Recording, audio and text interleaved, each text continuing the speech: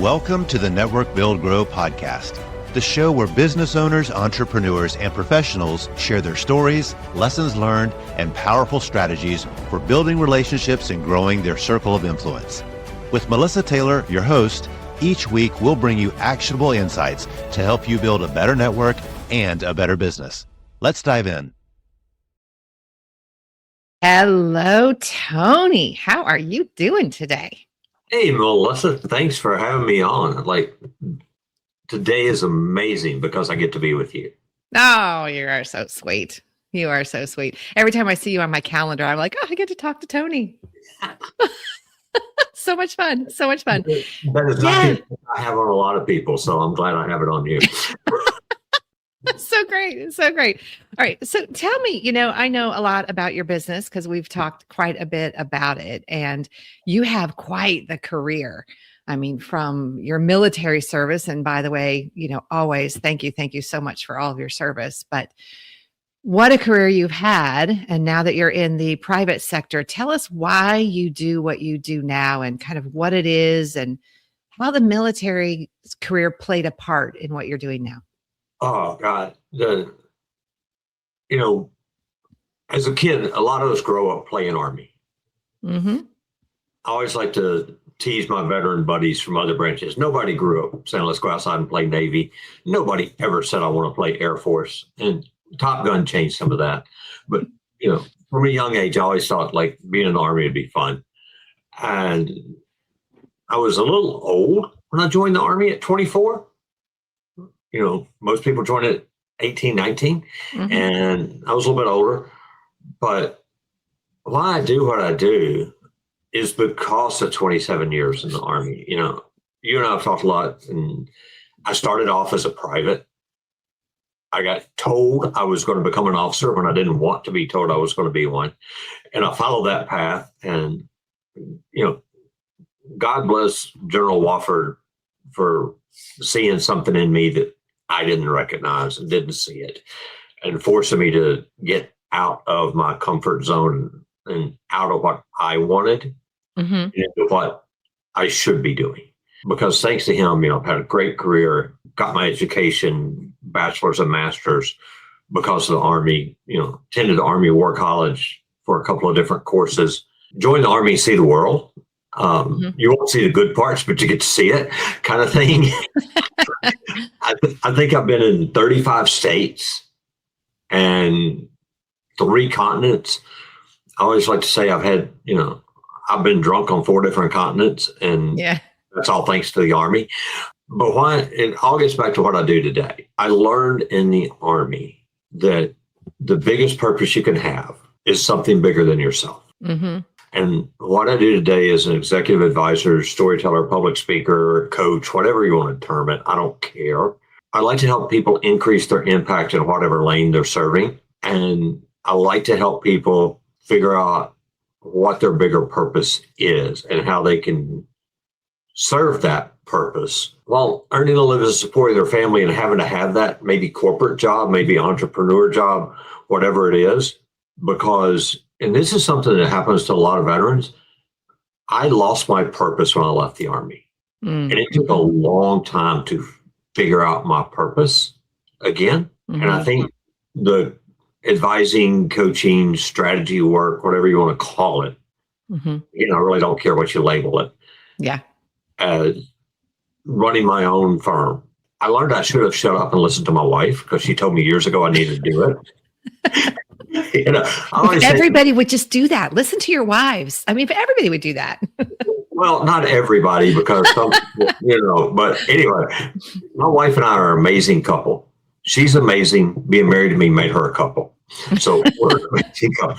But that's really why I do what I do. I love helping people grow and change how they impact the world around them. And that's really what I do.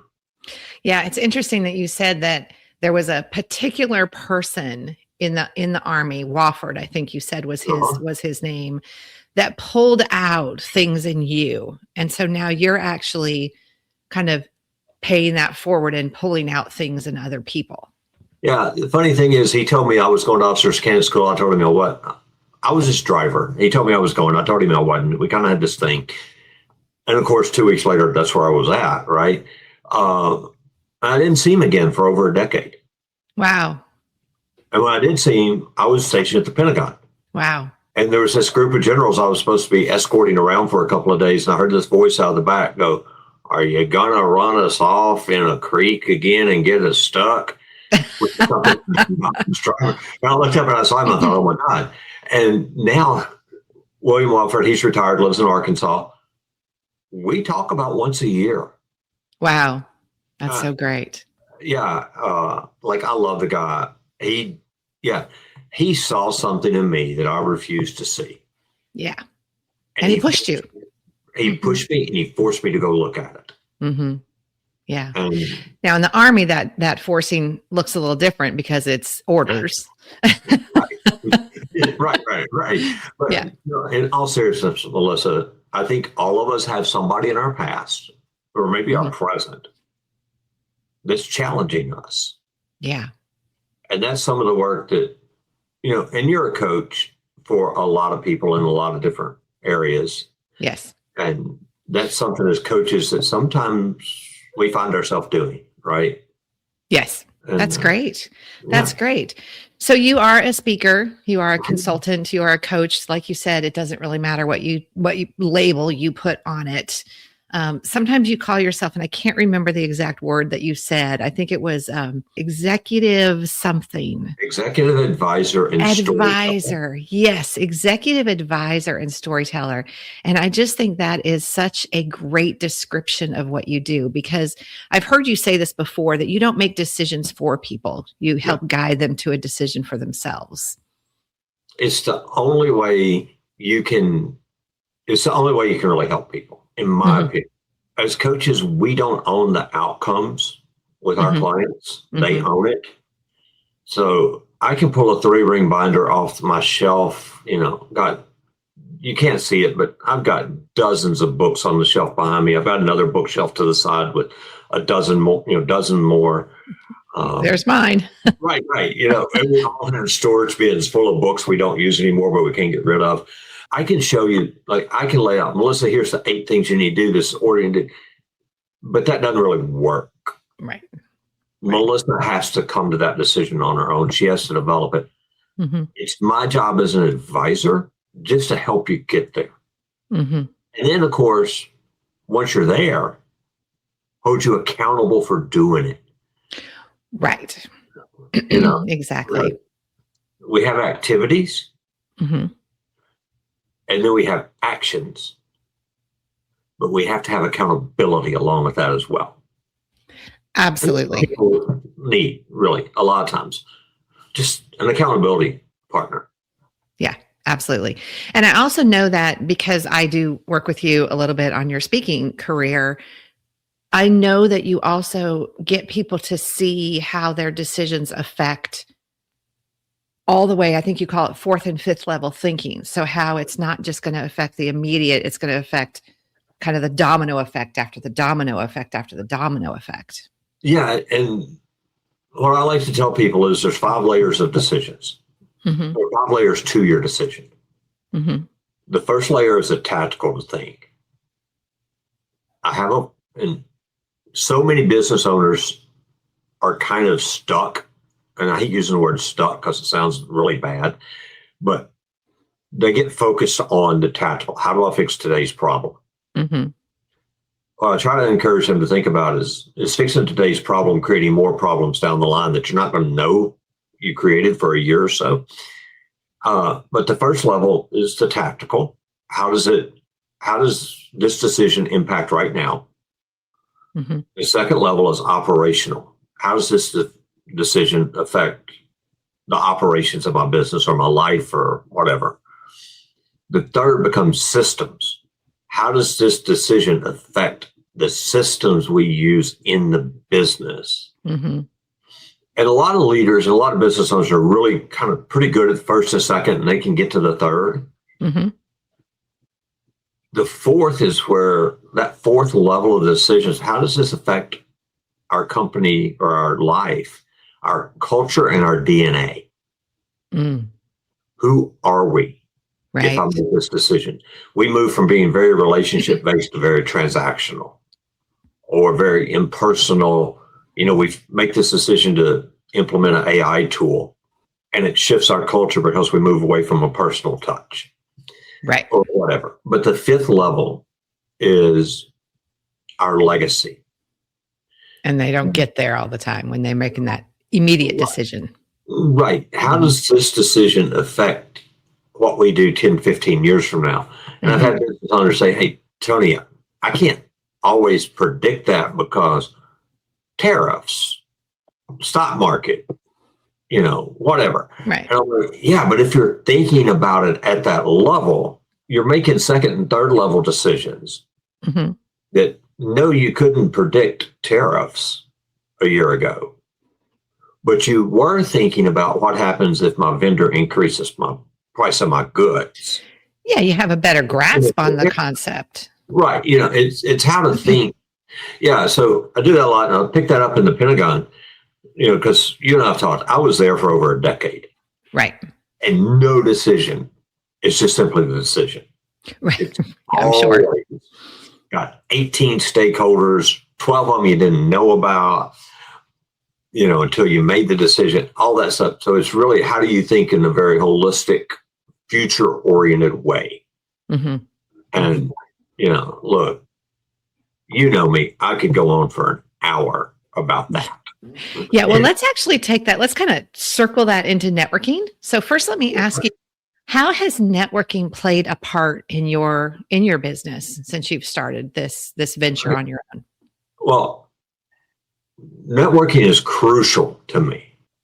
What I do is very relationship based, very trust oriented.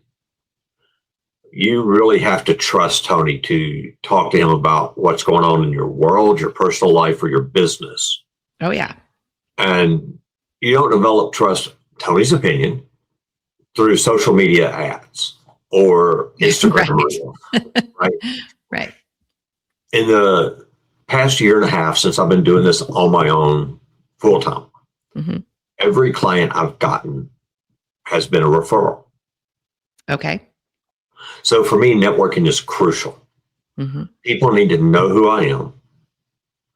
They need to understand what I do.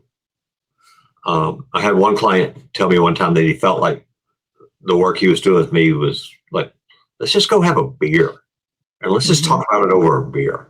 And look, whether you like beer, coffee, bourbon, whatever, that's very much my approach to the business. Let's just sit and talk. Let's let you work through it. And that doesn't come from anything except people knowing who I am and trusting me with their issue. So for me, networking is crucial. And, somebody said the other day that when you network, it's about the value you brought to the group that you're in. Absolutely.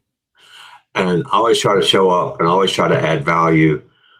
And a lot of times I'll meet somebody and they'll call me up and go, hey, let's talk. And we do one or two things together, and it never really turns into a contract. Never really revenue generating. But those are the people, Melissa, that always come back and go, Tony, I want to bring you in to our company and do something. Or I have somebody that I'd like to introduce you to. Right. And those are what turn into something. Right.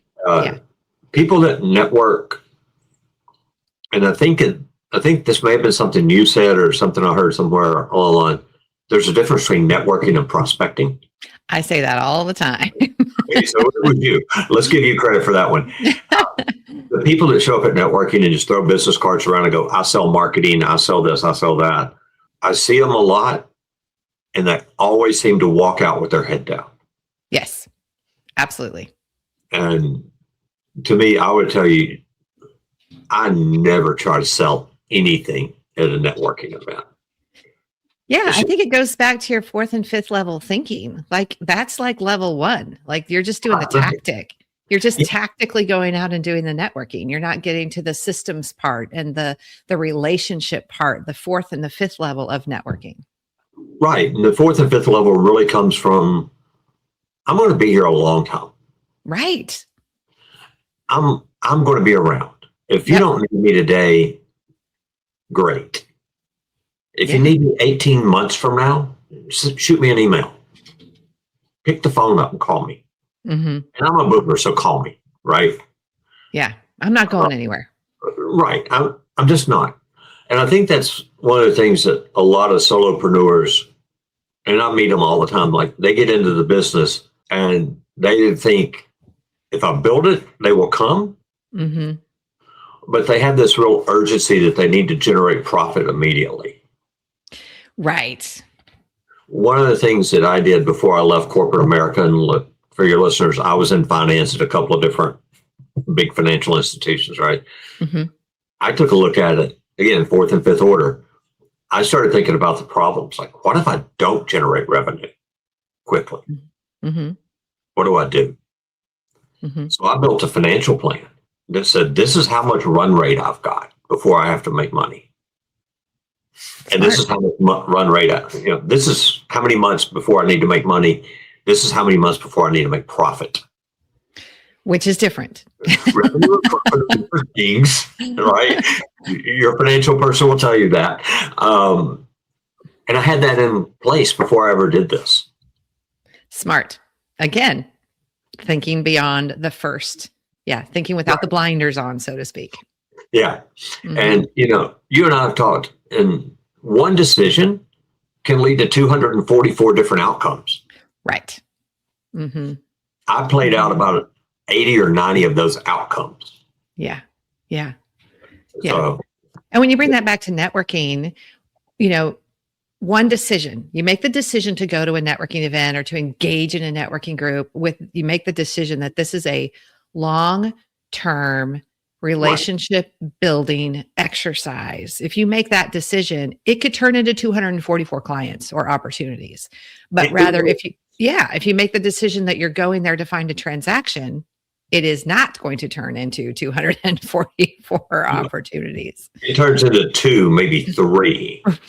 Right. Maybe.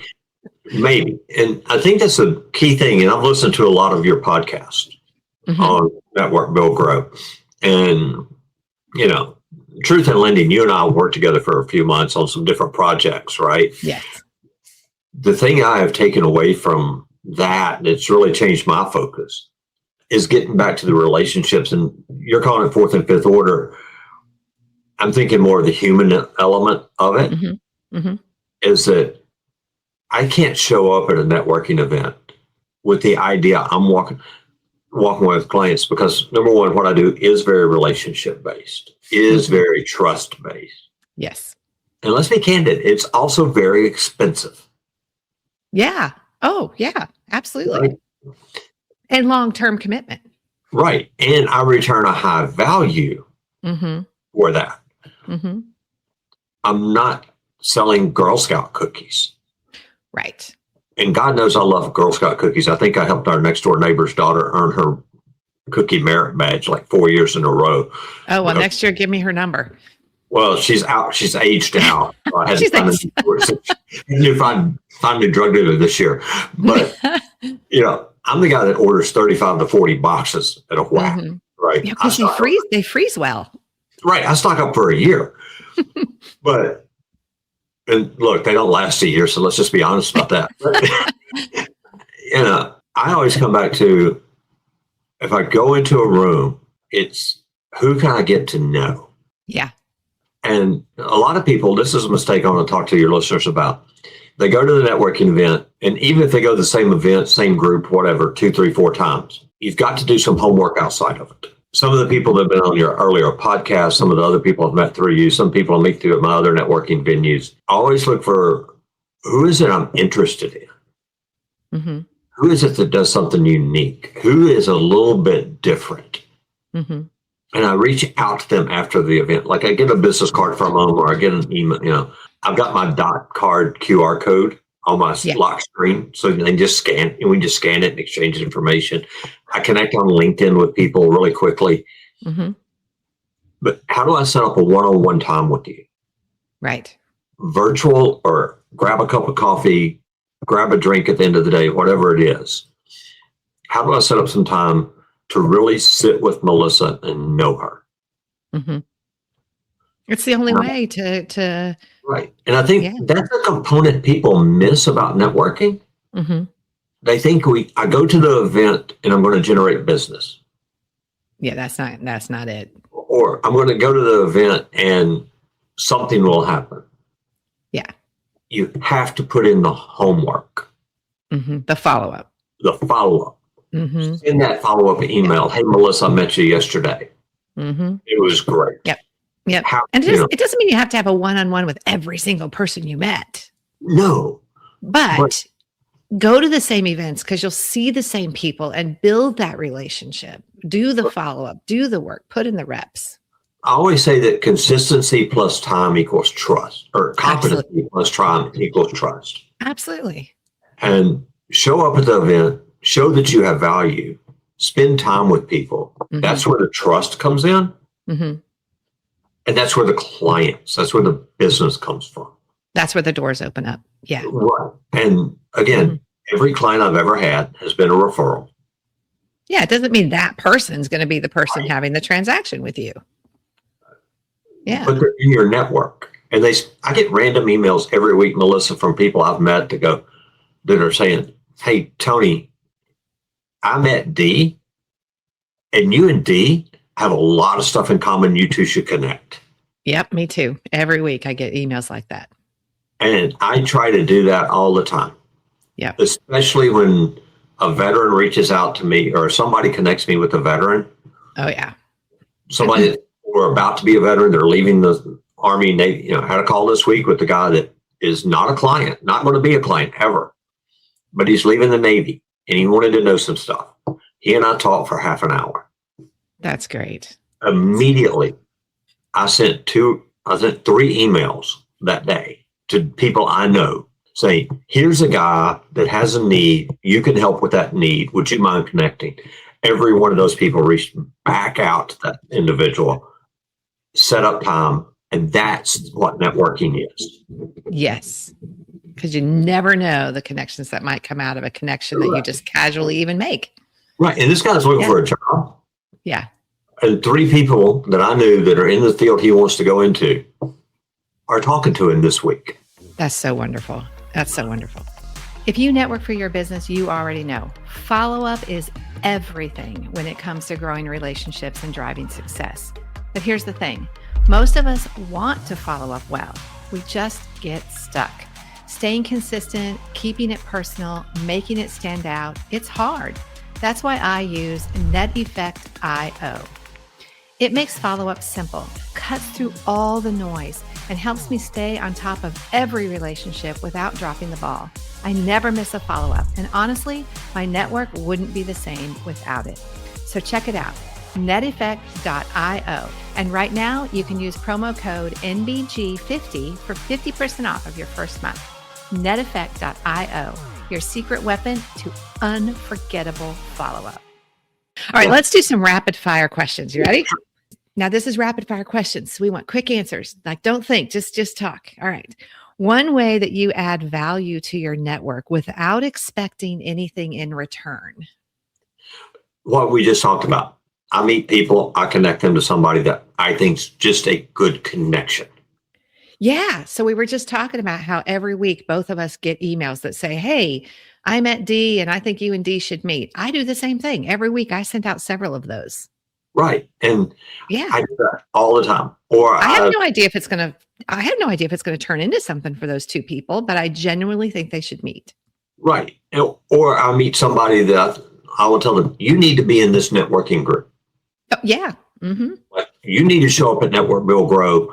Here's a link. Come to a huddle as a guest. You're my guest. Come. Yeah, you introduced me to a gentleman named Davis, and I had a conversation with him yesterday, and we're going to actually be doing some things together in the next coming months. So Thank you. Wonderful. No. Okay, here's another one. Ready? All right. What is one common mistake that you see people make in networking other than what we've talked about today? So we've already talked about they go thinking there's going to be a transaction, but what's a common mistake you see people make when networking? They quit too soon. Quit too soon. Okay. You know, Truth in Lending, I came to an MBG happy hour Mm-hmm. and didn't find a lot of value in some of the people there, Mm-hmm. but I didn't go once and stop. Yeah. I went back to 2 or 3 different events, and then I went, okay, now I see the value in this group. I've done that with other groups. Uh-huh. And so, yeah, don't quit too soon. There is a point you need to quit. Absolutely. But you need to give it more than one time. Right. You can't network 40 hours a week. At 6 different groups. Right. Well, you could, but you're not going to grow your business. My thought is don't quit too soon. Trust your gut on when it's time to quit that group. Not every group's right for you.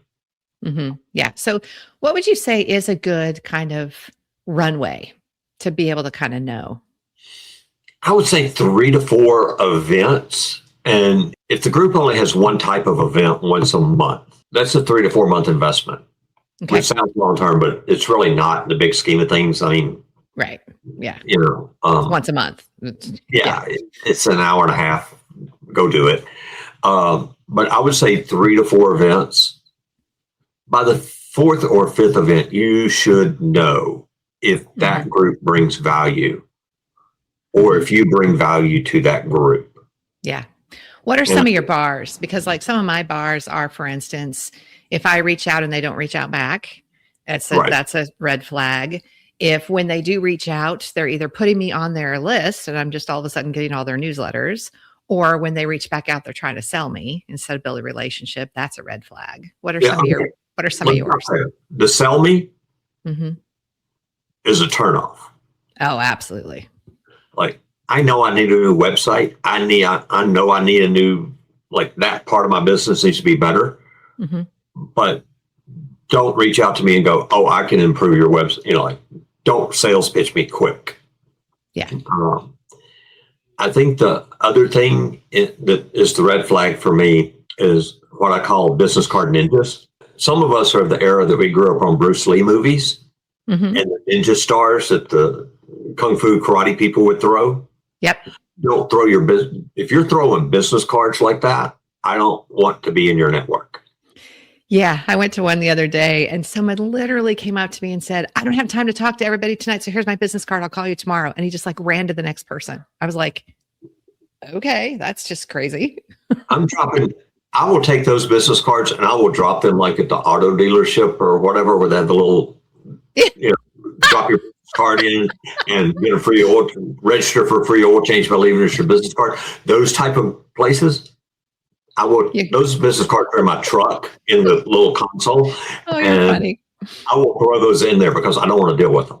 That is so funny. That is so funny. I don't mind somebody putting me on their newsletter. To be really honest with you, Melissa, because I have the ability to unsubscribe. Yeah, I just think it's rude. I just think it's rude. Technically, it's illegal, but we'll not go there. Right. It is a little rude. It's a little rude. But I'll read the first one, maybe 2. See if it's of value to you. To see if it has value. And if it does, I'll stay. And if it doesn't, I'll leave. Yeah. I'm really big on individual choice. Like, I'm a grown adult. Leave me the choice. Absolutely. Yeah. I'm okay with it. Yeah, but the red flag to me is the business card ninja or the instant sales. And we live in Charlotte. There's a lot. You can stand on the corner in Uptown Charlotte, throw a rock, and hit 7 business advisors with one rock, or financial advisors with one rock. Yes. I have one. I like him. I realized last night that he had doubled my money in 3 years. That's great. Yeah, you're not going to pull me away from him, so don't sell me. Yeah. You're a financial advisor. Love you. Love talk to you. And that doesn't mean that you won't refer to someone once you get to know that person, but I probably won't change to you. But that doesn't mean that I won't refer you to somebody, because my guy, I maybe can't refer to everybody because maybe there's a net worth cap or something. Right. Whatever it is. Let me get to know you. And that's one of the things. I was at an event this week that there were like 12 of us. It was kind of a limited number of people that got invited, right? And I looked around the room and I went, I know you from this group. I know you from there. I know you from there. I know you from there. Great. So great. And what I also encourage people, and again, it gets back to the one-on-one call, the email, whatever it is. It's not the conversation at the event. Right. It's the conversations.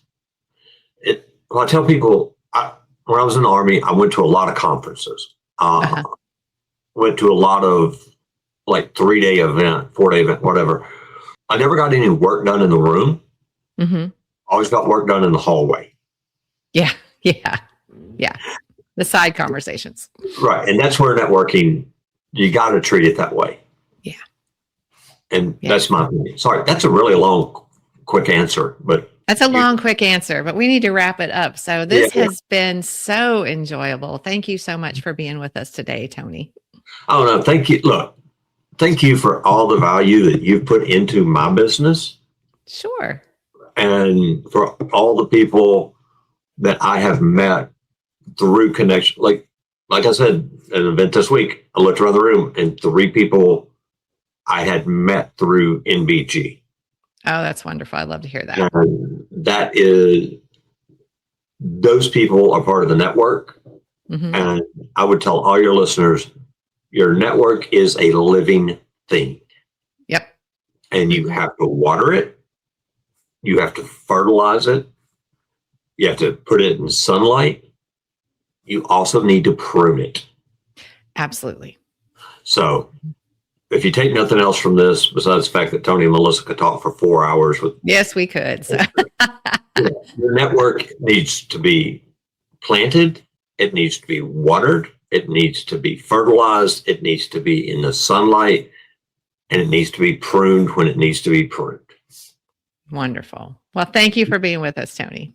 Thank you for letting me do this, Melissa. Absolutely. Thanks for tuning into this episode of the Network Build Grow podcast. If you enjoyed today's conversation, be sure to subscribe, leave a review, and share it with a fellow entrepreneur or professional. And of course, if you're not yet part of our community, visit networkbuildgrow.com to connect with us. Until next time, keep building and keep growing.